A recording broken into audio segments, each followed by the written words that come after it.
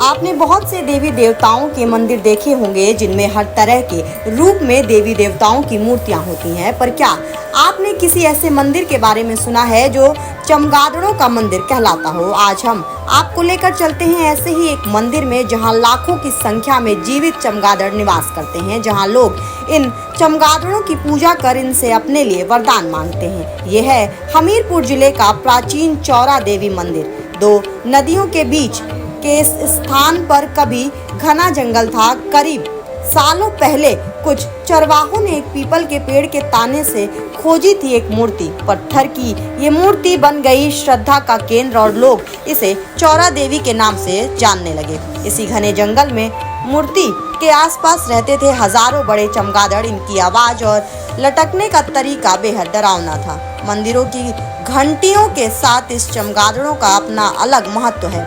मंदिर में मां की आरती के समय में ये चमगादड़ हजारों की संख्या में घंटों की आवाज के साथ ही उड़ने लगते और मंदिर की आरती के बाद प्रसाद खाकर वो वापस अपने पेड़ पर चले जाते।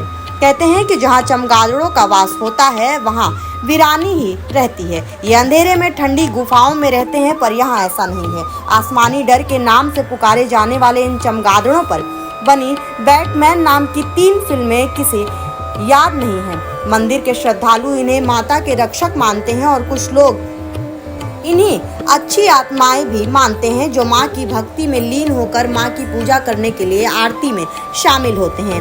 कहा यह भी जाता है कि इस मंदिर में हर मुराद पूरी होती है अगर मां के दर्शन के बाद इन चमगादड़ों के भी दर्शन किए जाएं। विज्ञान की माने तो ये उल्टे लटकने वाले स्तन या पाई रात्रि चर तो पैदा करते हैं, पर विज्ञान के अनुसार अल्ट्रासोनिक तरंगों को उत्तेजित करते हैं। ये रडार की तरह तगड़े तरंगे पकड़कर दुश्मनों या भोजन का पता लगाते हैं। ज्यादातर ठंडी जगहों पर या अंधेरी गुफाओं खंडहर में रहने वाले इन चमगादड़ों की एक पेड़ पर लाखों की संख्या में मौजूदगी चौंकाने वाली है और इन्होंने भोजन पाने के लिए ही अपने आप को इस तरह के विकसित कर लिए है कि घंटों की धुन के साथ ही ये इस स्थान पर पहुंच जाते हैं, वो भी दिन में, और वो खुद से इसे एक मां के चमत्कार के रूप में देखते हैं। एक जनश्रुति के अनुसार हजारों वर्ष पहले इस स्थान पर चमगादड़ों के देवता की मौत हुई थी। इन्हें भी दफनाया गया था।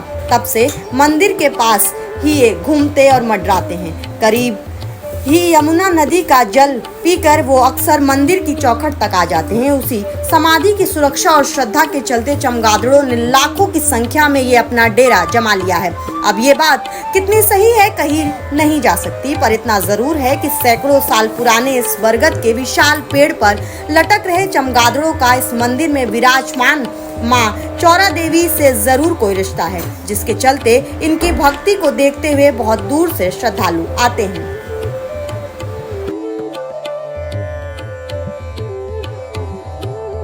यही हमारा स्टार डिजर्ट। डन बेटा। बाय द वे, ये देख, तुम्हें शादी के बाद देने वाली थी, पर अभी सही है। It's really beautiful aunty. और ये रिसेप्शन पे। आंटी मैं अभी ट्राई करके आऊं? भाभी आपने तो इसे बेटी बना लिया, लेकिन ये तो अभी भी आंटी पे अटकी है। फॉर्मेलिटी के लिए तो सब माँ कहते हैं, लेकिन जब ये बोलेगी दिल से बोलेगी। क्या हुआ बेटा, कुछ भूल गई? हाँ, आपको थैंक यू कहना माँ।